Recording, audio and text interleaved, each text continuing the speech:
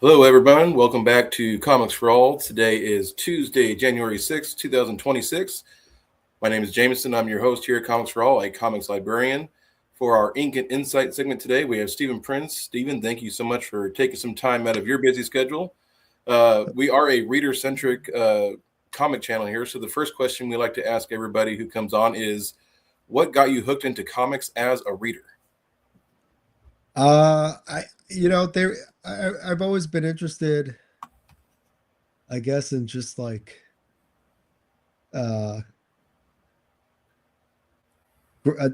graphic storytelling. I guess it's just appealing as a kid. I wasn't, I just did an, another interview today, but talking about how as a kid I wasn't allowed to read comics, so they were always kind of forbidden. I went to a religious school, and teachers told my parents not to let me, 'cause they brain, the kind of classic cliche story. Because when I was little, I'd go to school and I'd pretend to be Superman or He-Man, Mm-hmm. kind of a no-no. So it wasn't. Father would bring home comics sometimes, and they would just disappear the next day. Uh, but the irony is that when 8 or 9, my dad got me a subscription to Mad Magazine, which is, I mean, Mad Magazine was incredible. It's amazing. Oh, yeah. Uh, really taught you about the world and how the world works, you know. Uh, and I mean, if it's probably even worse uh, brain rot than comics, if you're really trying to.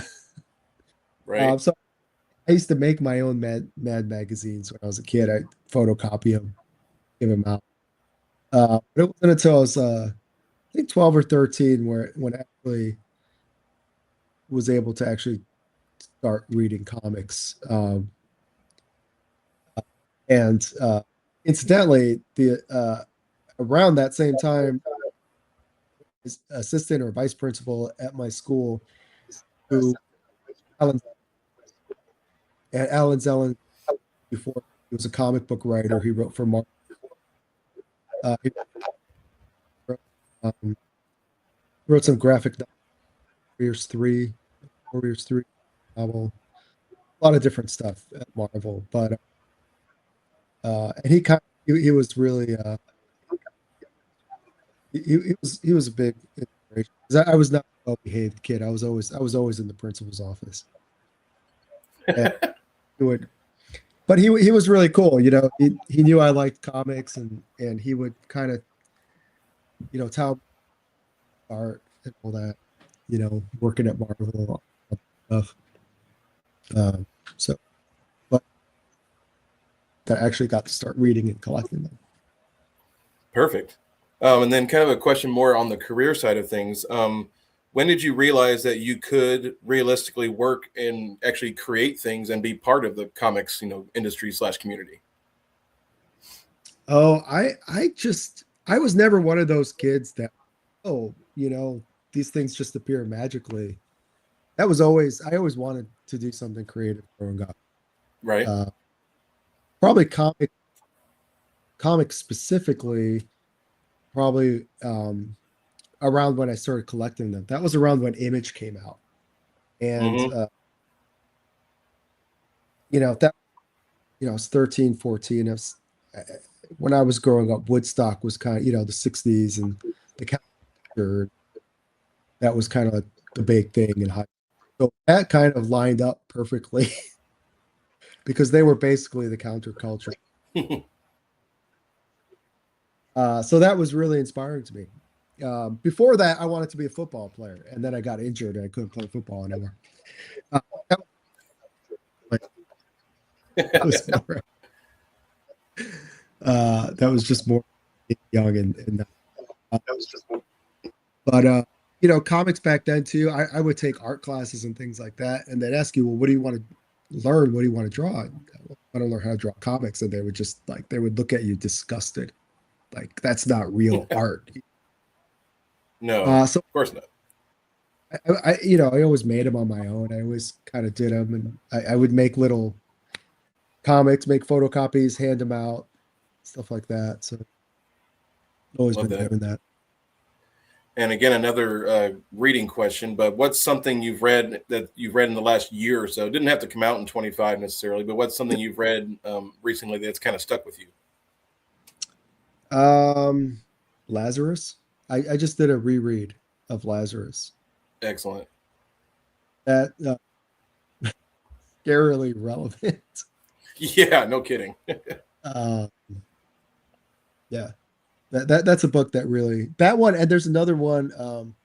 I like a lot of the Judge Dredd stuff. There's one called Dreadnoughts, which is Ooh. a story of how the judges in Judge Dredd actually came to be. Hmm. The way it's set up parallels, it's like you're reading nonfiction of today. You know what I mean? Yeah, no Uh, kidding. two works definitely that I read this year that definitely hit kind of hard. Excellent. Those are good choices. So, Monster Matador is the character in the series that you've developed, and we're going to talk a lot about that today. It's obviously a very visual concept. How do you pitch it to someone kind of walking past your table, or how do you pitch it to the viewers here on the channel? It's a Matador versus Kaiju. It's so true, though. Honestly, I used to have a bigger pitch. And I start tabling at conventions, and at some point, I was just saying Matador versus Kaiju, and you either get it or you don't. And I really can't sell it more than that, right? Like it's either something you're into or you're not. So it's That's right. And you might actually touch this later on, but how long of a time period was it from like concept into your head to actually like printed book? for which one? For the Uh, actual yeah, for original? the main like the hardcover, like the main kind of the main stories. Well, I mean, I created the character. I came up with the character in I think it was 2007, 2008, Okay. and I knew I had something special, and I didn't really know what to do with it. It's a very different time back then, Yeah. harder to find artists and things like that. Um, Publishing was very different back then. Mhm. And I did, I mean, I came up with it and I think it was like a six or eight page comic right away, like a little zine, like I always used to do. And it was more of a slapstick, like in the Three Stooges kind of thing. Okay. It was pretty quick. And then, but it was a concept that I kind of held on to because I wanted to do it right. I Hmm. knew, and then I lost my job and I started drawing again. I started drawing Monster Network, and just for fun, just to kind of rather than sit down and outline a story like you usually would for writing, I thought it would be kind of cool to just start drawing and see what kind of comes out. Absolutely. I started doing that. My plan was only to do like a couple issues just for myself, And then Comixology started, and I just started throwing them on there. Did then I did three, four, and then I had kids, and I had no time really, but like it was just something to keep myself occupied. And I wound up doing like 12 issues, writing and drawing 12 issues. Just kind of nuts. And then I did it the way I always wanted to do it. That was around 2019.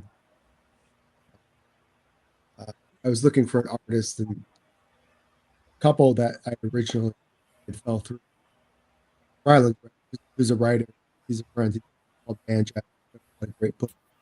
He had Fabio. He had just finished Banjax with Fabio, and I was telling Ryland how I was looking for an artist, and I just lost two, just didn't work out. Kind of he knew anybody, and he was like, "Well, uh, Fabio is available. If you want me to introduce you." And that was so November 2019. And um, anyway, we launched it. Originally, I was going to go to publishers, and the pandemic happened, so we wound up doing Kickstarter, which was kind of like the perfect timing to get into that space. Absolutely. And so anyway, so 2020, June 2020 was the first color issue, the first, you know, real issue, Matador, tag Matadors. And we did three issues of that. Then we did a collection. So a couple of years. from there. So it's kind of a, but yeah, Well, 6 years later, here we are. So, yeah. Yeah, kind of getting into your pathway into comics and the creating Monster Matador. Obviously, you worked in the toy industry. If people didn't know that, yeah. in animation. Where did you learn from developing lines like "Puppy in My Pocket" or "Power Bugs" that you Yeah. kind of? How does that get folded into your comics and your writing? Right. Well, I was very lucky. I worked at a small company called MEG, and there was like five of them. And I got a brand manager, and I got to work on both the business side and the creative side because we were so Mm-hmm. small. So I got to not only create the marketing plans and stuff like that, but I also got to develop product, work with artists, work with the artists, and really have a very hands-on with the factory uh, and things like that. And the owner of the company was Joe Morrison, and Joe used to be one of the top guys at Mattel. Uh-huh. He was the main guy who ran the marketing team and the team that did He-Man. Okay. So that was his thing. I mean, he basically he was one of the guys that came up with He-Man. And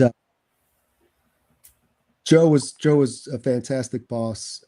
Really, really smart. Really, just really good at what he did. And if you've seen the movie Big, Robert Loggia, who plays the Tom Hanks's boss in that movie, that was Joe.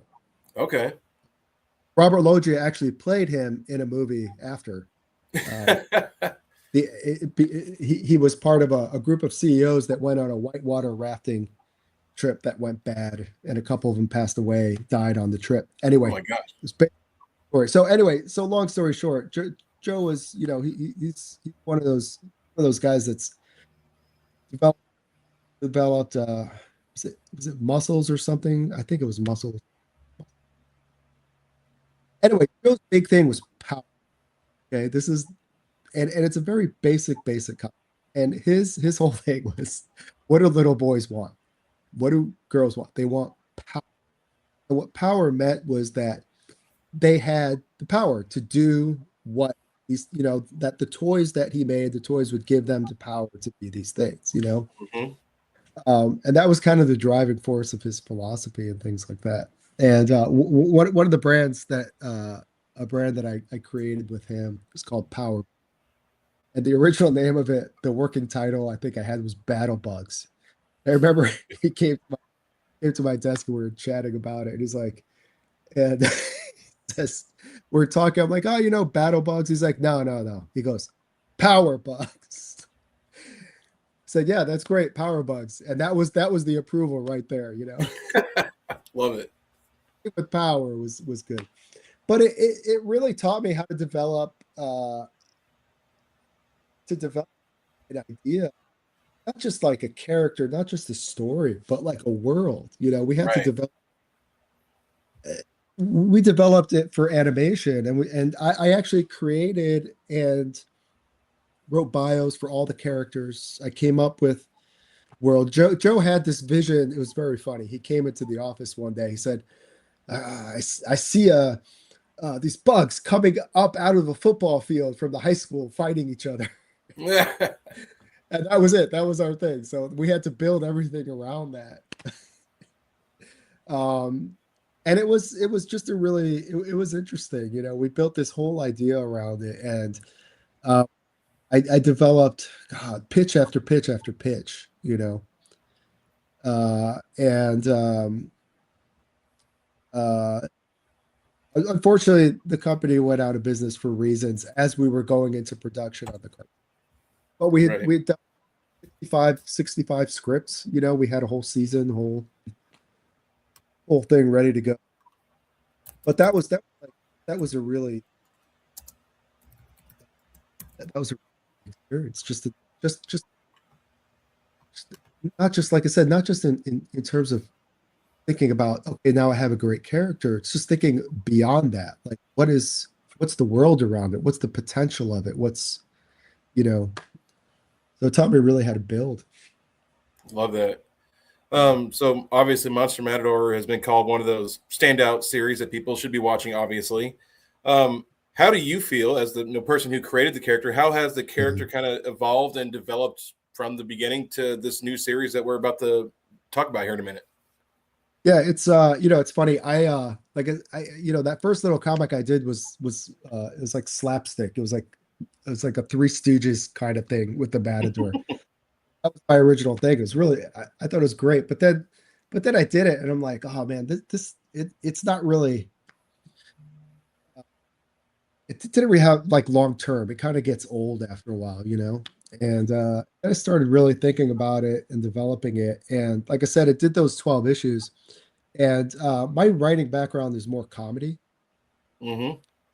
written it like a comedy. And even now I write it like a comedy. But Fabio, his art style, like when I used to draw it, it was a little more tongue in cheek and funny, and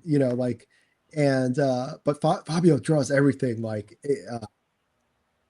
very matter of fact, which I love. Mm-hmm. When we did Tango of the Matadors, which was the first story we did, I had written it like I would write it for myself, um, and to me, like that story is hilarious, but you kind of I don't know, you kind of have to see it. But Fabio draw it so seriously and so matter of fact that I loved how it worked. It Mm-hmm. had the quirkiness to it that you can't really manufacture, right? It's just No. when you get creative, that's the beauty of collaboration, is that when you mix two different, creators together, sometimes you get something really different, really special that you had it really anticipated.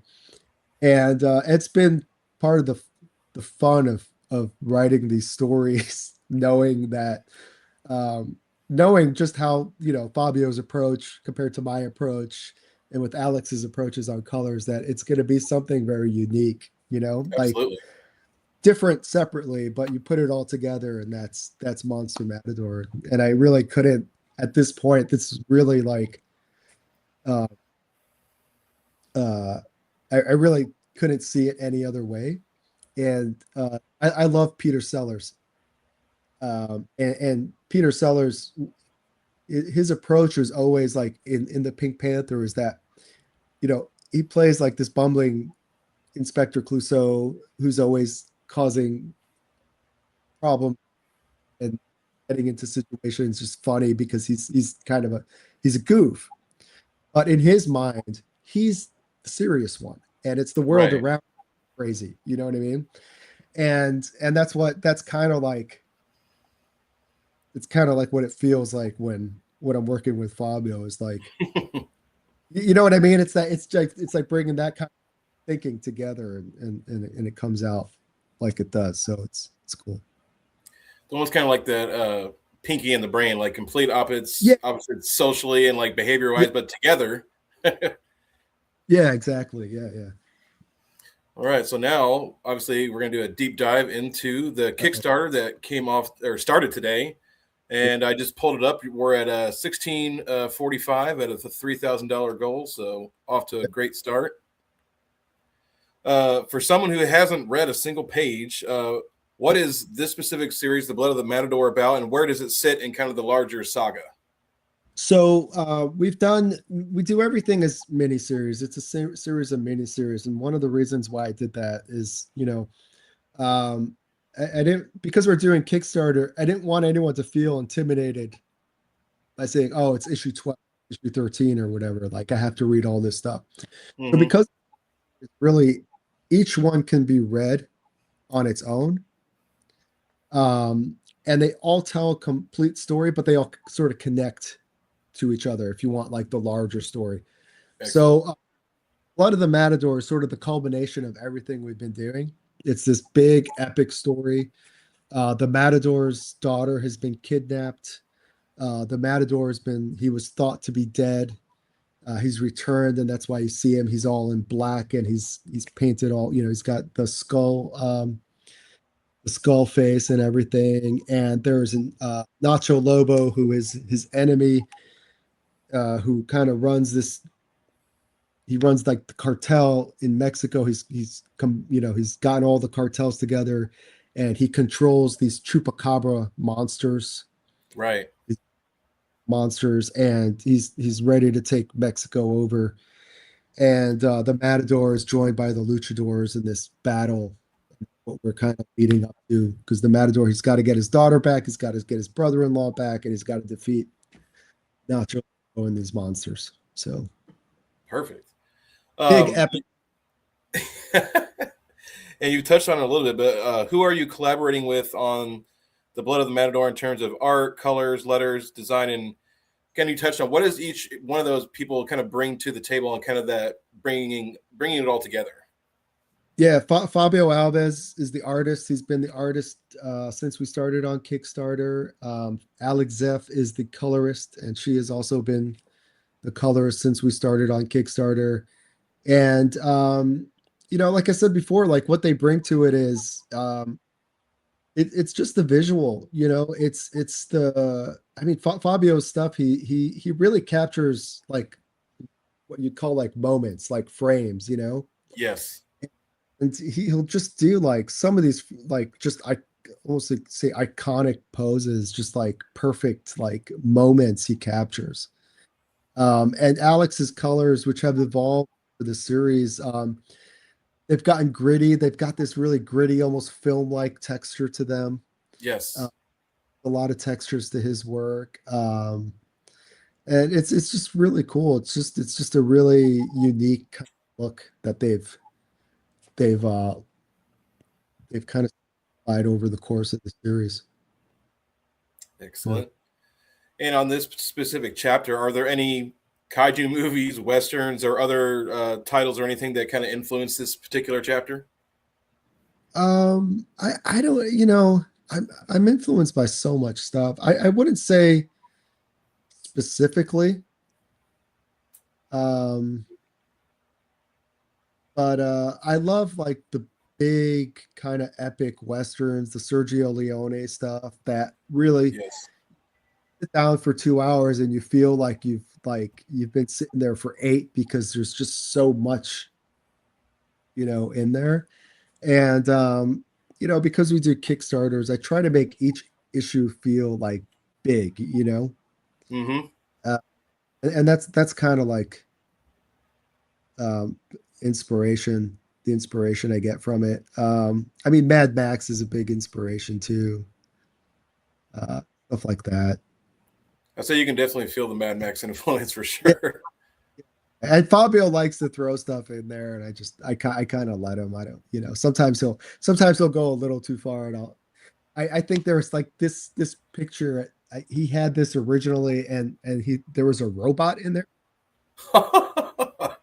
He's like, Fabio, why is there a robot in there? He's like, I just thought it would be cool for there to be a robot. I'm like, doesn't really make sense. No, it doesn't.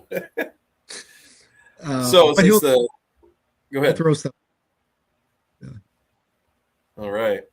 Well, can you walk us kind of through how this Kickstarter is structured, kind of main tiers, and kind of what backers kind of get at each level? I've got the see if I can actually do this. Monster Matador.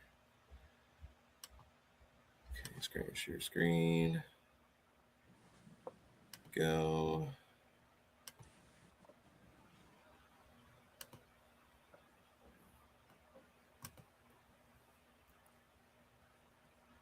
Oh, remove that. Okay, there we go. So I got the page pulled up here. If you want to talk about kind of like how it's structured, kind of if any reward tiers or like specific rewards or things that you're excited about. Yeah, we have, so for the first time we're doing a lenticular comp. Can you hear me? Yes, I saw that. So that I can hear you now. Okay. So that one's kind of cool. But we do, we have digital, we have single issues, variant covers, catch-up tiers, t-shirts, all that stuff. And then there are add-ons.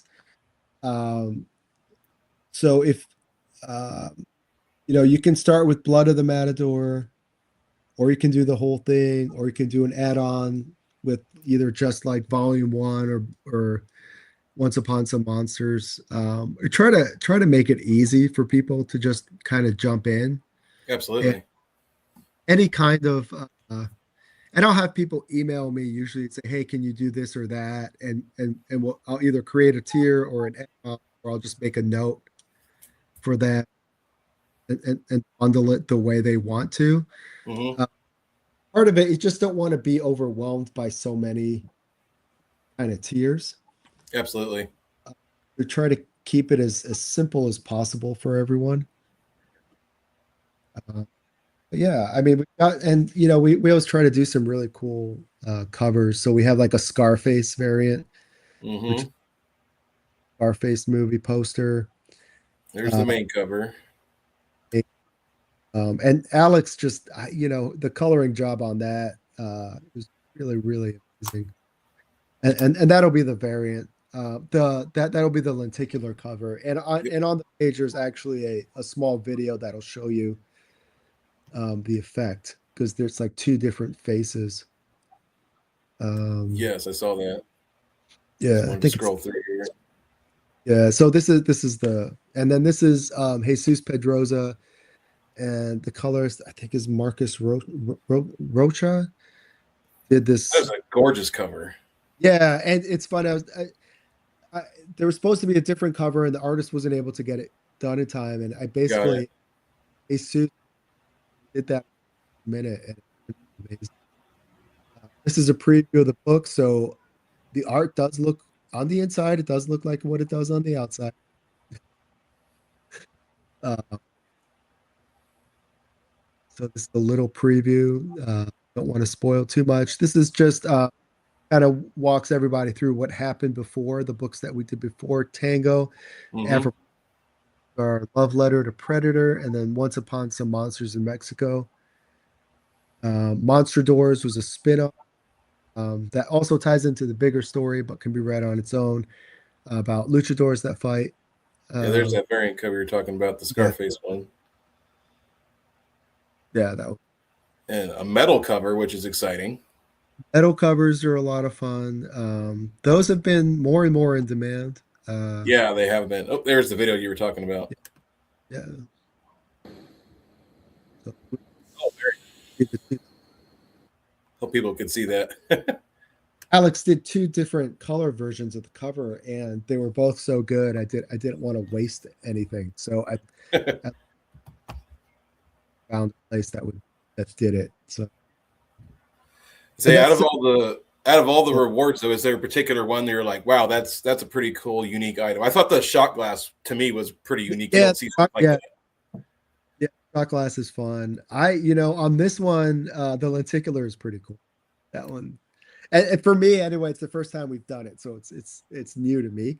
right? But yeah, we try to do fun stuff. Like I mean, the Scarface cover is awesome. The Art Nouveau covers. I'm really lucky. I've been really lucky. Amazing collaborators on this book. Yeah, Where there's the it's shot glass. yeah, it's really hard to choose. Yeah, it There are two- is. and Fonto can do anything, which is great. Any of these homage covers that he does are just you can see like a cobra there. Uh, Yeah. Nola, Frank Frazetta, the Burt Reynolds, the famous Burt Reynolds Cosmopolitan cover, Hmm. which you know, it's great because he can do anything. That was Jose Ladrone, I love that cover. I've seen that one before. Funk over there. Yeah, that one's. It's What a fantastic yeah, project. That's all I got to say. yeah. So we've been doing it for just almost 6 years now, so 5.5 years. So Well, uh, hopefully it continues for another 5.5 years. That'd be great. yeah, I mean, yeah, this story will wrap up. It'll we'll be in an interesting place, and then I have I already know what the next story next story will Even be. better. So yeah.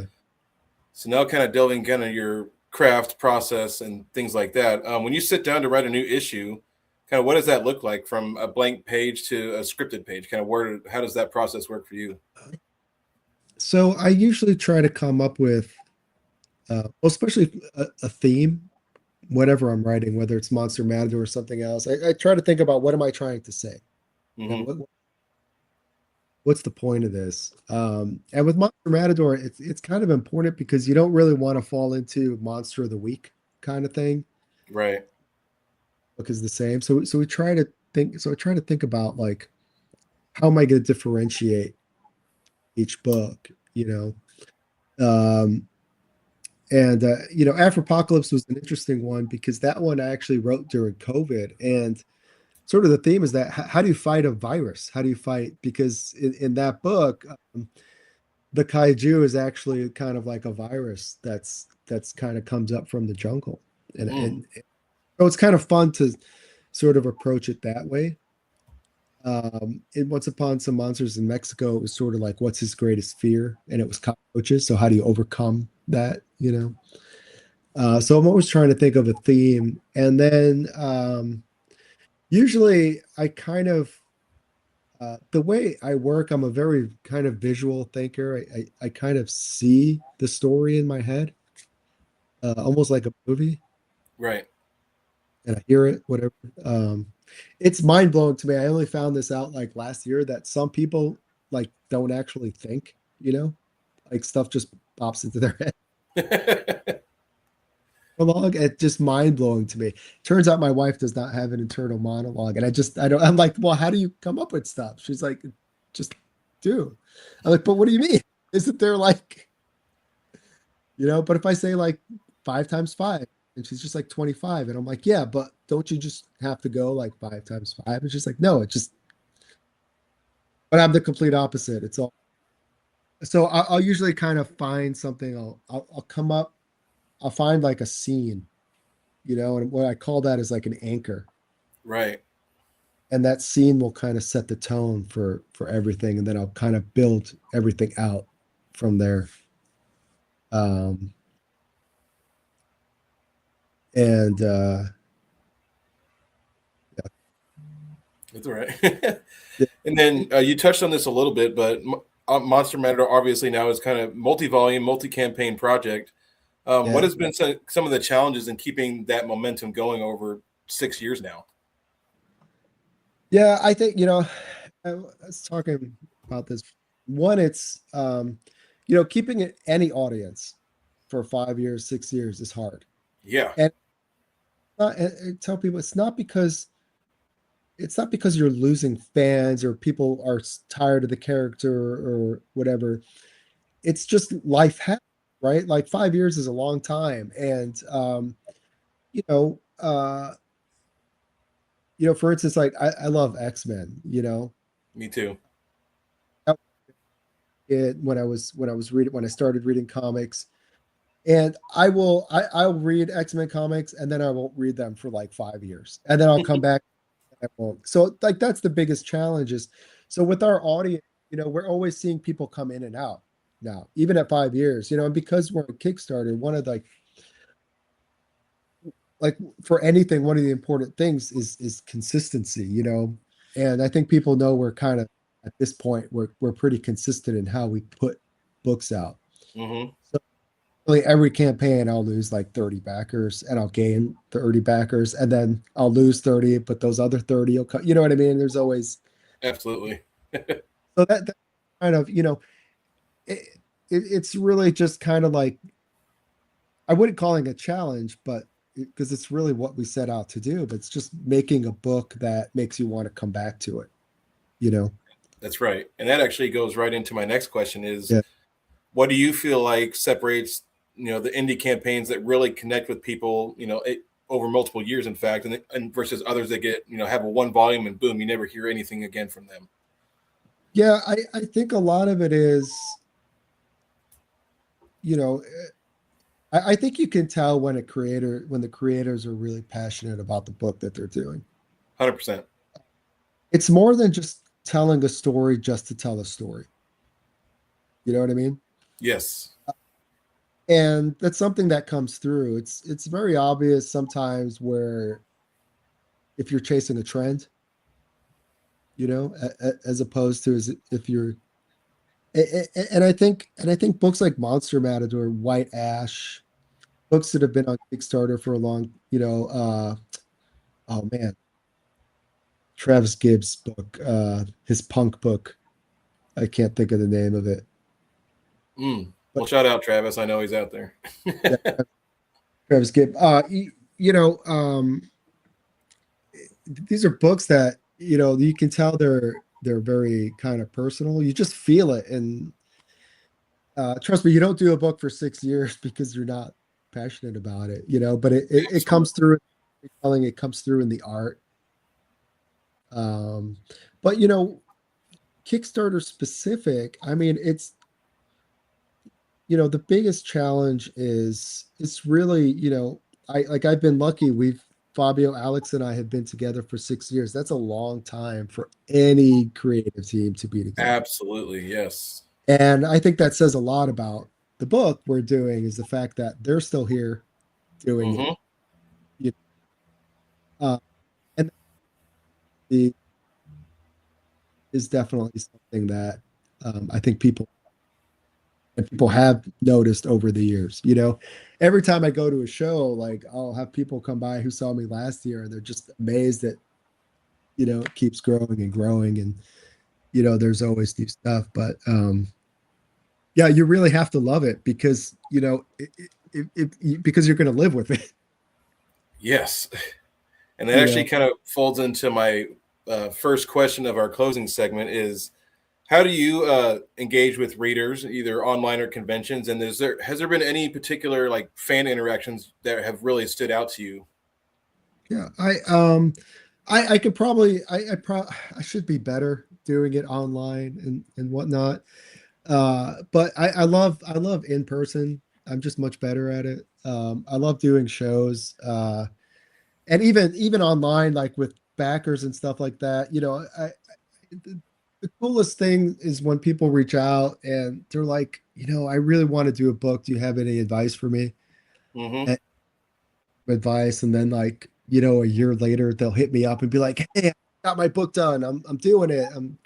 That's always great. Whenever you can kind of like inspire people to kind of follow that Right. passion, uh, it is a lot of fun. One of my favorite interaction, uh, I guess it's probably my first. It's one of my first shows with the book. Uh, Someone had come to the table and he's like, "All right, I'll try it," and he got the book. And the next day he came back and he's like, "This was amazing. I need it," and he bought everything. Um, and then every year he comes back, and picks up all the new issues and things like that. That's really kind of like the most rewarding stuff is doing shows a second time, a third time, and seeing people that picked up the book the year before, they're coming back for more. That kind of, that's great because that um, it says that they enjoyed it. Absolutely. And speaking of, excuse me, speaking of conventions, do you know where your first appearance is going to be in 26? Yeah, I'm doing Pasadena Comic Con, which is just a small 1 day show. January I've heard a lot of 26th. good things about that show, though. It's a fun show. It's a fun 1 day show. It's yeah, it's just small show. They have like decent guests and things like that. And then after that in March is doing the Latinx Comic Fest in Modesto. Yes, that's not too far from me. Oh, okay, you're up. Yeah, yeah, yeah. So that one's fun. And then I've got Monster Palooza in San Diego. And we'll see. I try to cut back a little bit. Not that I don't like doing shows. It's just it's a lot. Well, I'm sure the price of tabling is not decreasing Yeah, by any means. uh, that's kind of the challenge. I've been lucky to have been invited as a guest to shows.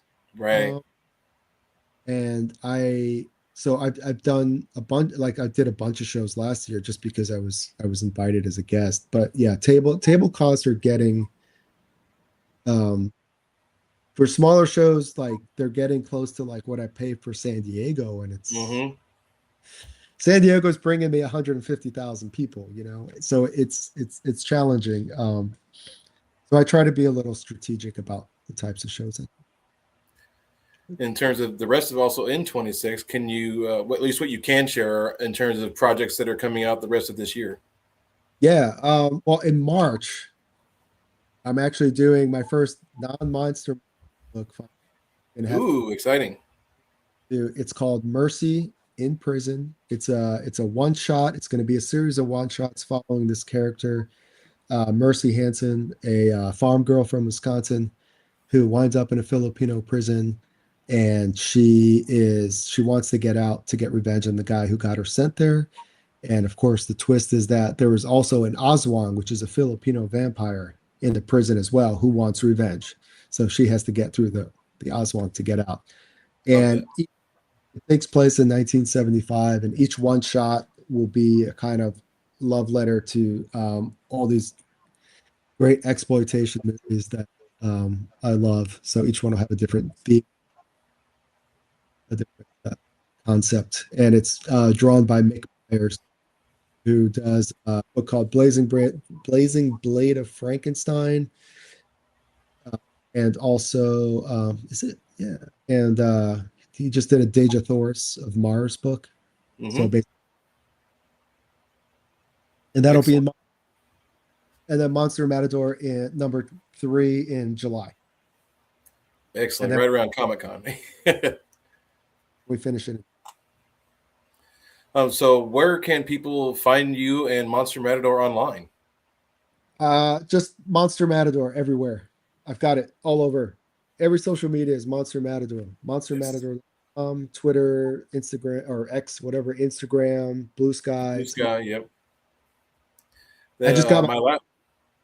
so Yes. And my last question to close this out is kind of an oddball one, but do you happen to have yeah, a favorite snack or a meal as a go-to when you're sitting down for a project? coffee. That's it. Coffee. Yeah. Good choice. Yeah.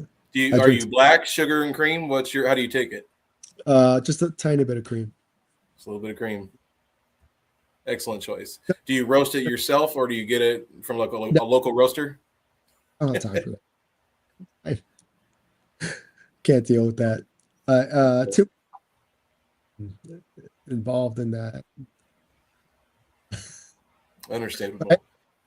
I mean, I'm in LA. We're so many different, so many, uh, like not boutique, but like local kind of coffee shops and stuff like that. Yes. So I'm always getting beans from different places. Excellent. Well, that brings us to the end of today's interview. Stephen, thank you so much for joining the Ink and Yeah, Insight segment here on Comics for All. It's been a great conversation. Definitely want to have you on for your next releases in the next couple months. So we'll definitely have you back on. So absolutely. Is there anything you'd like to say to the viewers out there in closing? go check out Monster Matador, please. Yes. The Kickstarter just launched today, so it's got another 3 weeks? Yeah, I do 24 day campaigns. There you go. I can't do 30. It's so long. Yeah, it's too much. All right, everybody. Thanks for joining Comics for All today, where comics, creativity, and community all connect. And Stephen, thank you once again, and we'll see you next time.